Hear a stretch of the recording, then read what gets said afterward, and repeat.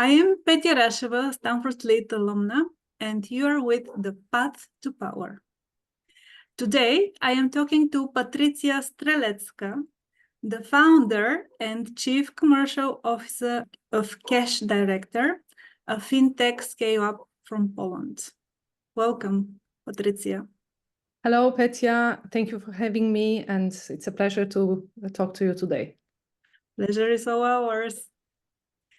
Patricia, you were recently recognized by Forbes as one of the over 50 most influential women in Europe, the Middle East, and Africa. Would you please give us a very short overview of your career path? Sure. I've worked for 10 years in corporations across different industries, including telecom giant AT&T, Raiffeisen Bank, which was the leader in Central and Eastern Europe, and also TMF Group, where I was the managing director for Poland, being responsible for the largest workforce in Europe. So being multilingual, I speak 5 languages. I really liked very much the possibility to work in the international environment, exchange with colleagues and clients from different cultures. And I really enjoyed being able to participate in the development of those large organizations and really watch and really observe how such organizations are being managed and scaled. But at a certain point of time, I felt this need for more freedom, yeah, and this is how I became an entrepreneur. So I founded and created several companies, among them an accounting outsourcing company, which became one of the market leaders in my country, and which I, after several years, exited with success to a global player. And currently, I am the founder of Cash Director. It's a fintech scale-up, and it's also one of the leaders in beyond banking solutions in Poland, providing online accounting services to SMB clients. An interesting fact I didn't know about you, that you're multilingual. Yes. What languages do you speak? English, French, Spanish, Russian, and Polish. I speak 5 languages myself. When we are from this part of Europe, we have to learn the languages. Yes. And Patricia, looking back, what do you consider has been critical in your path to power? Thank you for the question. Jens, when you're an entrepreneur, I would say it's not about gaining power by climbing the corporate career ladder. An entrepreneur success goes really in line with the success of the company that we found, that we scale. And the success does not come alone. You know, we cannot be alone. We need to create a team that will successfully launch our venture. So I would say that in my journey, there were 3 factors critical to the success. And the first is about the team. I think it's crucial to build teams that share the same vision and that share the same purpose as the founders or as the leadership team. So I was very committed to instill a vision in our employees, helping them to see a broader picture, helping them to see beyond the day-to-day tasks, and having this profound belief that they are really building this company with us. So for me, the culture where everyone takes pride of what they are doing, of the collective achievements, but also of the individual contributions is very important, because this sense of pride and ownership of the vision is a driving force for success of the team and of the company and of us as leaders.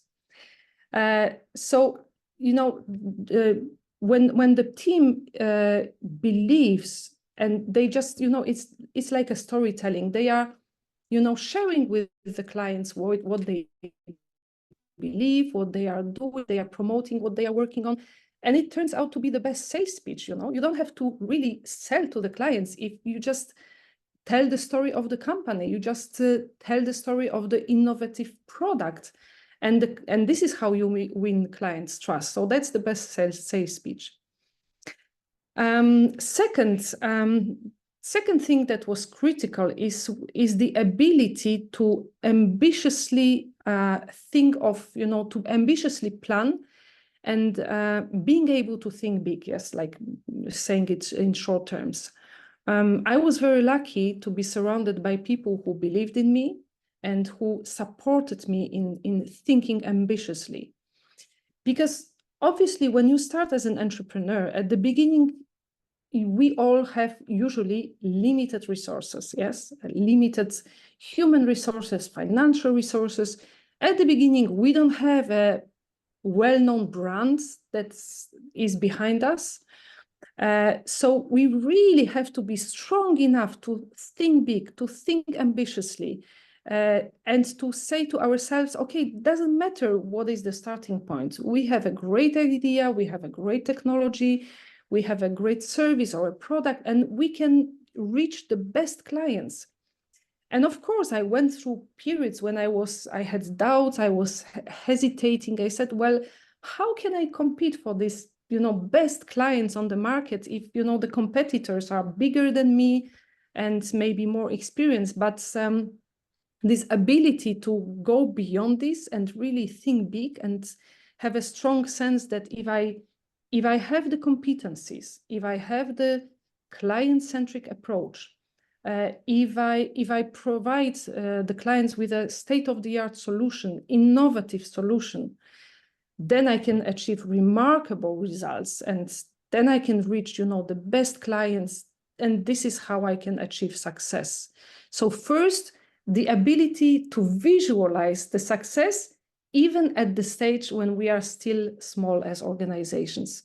And maybe the last one is resilience. Resilience is fundamental because the entrepreneurial path is filled with challenges, with obstacles. So really being persistent and being resilient and really being sure that we are, we create our innovative niches, we differentiate from competitors, and we pursue this path of providing these innovative solutions has been very rewarding. Just to give you an example, in 2016, the company Cash Director, my company, was the first to fully integrate online accounting with online banking. That was the first such an integration in Europe. And I haven't heard of a similar at that time worldwide. So we really had to be very persistent to win such deals and to do such ambitious projects. And of course, we don't stop there. We continue innovating, and we will come up with more cutting-edge solutions for the banks and for our clients. That's quite impressive, Patricia. Thank you. And Patricia, now you're the Chief Commercial Officer of the company that you founded, and you are dealing with other leaders from the company and from the sector. So what changes when you start doing that, when you start leading leaders? Mm-hmm. The first really word that comes to my mind is responsibility, greater responsibility. With success comes the responsibility towards all stakeholders, of course, including investors, shareholders, but also employees, the community around us. When we are, become outstanding leaders, or when the company achieves outstanding success, our actions carry more significance. Yes, there is a profound duty to contribute positively. So the focus shifts towards sustainability, towards legacy, ensuring that the business develops in a way that benefits all the stakeholders, yes, not as I said, not only us founders and not only shareholders, but a broader view on the society. The responsibility also, the way I understand it, is to give back. And I love these words, to give back, because I have been given a lot when I started. I was able to learn from great leaders, mentors. And it's a great moment when I feel that this is now time that I can give back, and I do it with great pleasure. I have been a mentor for over 10 years. I work with a younger generation of entrepreneurs. I also strongly support female entrepreneurs. So this is how I understand my responsibility. But as I said, it's also such a pleasure, and such a satisfaction to be able to give back. The second aspect, I would say that the success transforms our compass, internal compass. It reduces the need for external validation. Success confirms that our belief in the path that we have chosen has paid off. And because it did pay off, it gives us the power to take even bolder decisions. It gives us the power that was the right path. Let's take even more innovative projects. Let's do even more crazy ideas. Why not? Yeah. So this is the power to do even more. And again, let me give you an example. With Cash Director, we will be soon launching the first autonomous accounting system, not automated, not better than the traditional one, but autonomous. So we will be using we are using the newest Gen AI technology to come up with something completely new, when the system will take decisions or validate decisions in the name of, let's say, the human, the business owner. Isn't it a crazy idea? Of course, but this is how, this is what we can do when we know that our previous projects were successful. This is the bold ideas that we can implement. And maybe last but not least, I think that integrity becomes paramount. With success, we become a role model for others, for our teams, for our peers, for people around us in our network, business network, even for competitors. So leading by example, demonstrating these high moral standards is very important. Staying true to ourselves is very essential.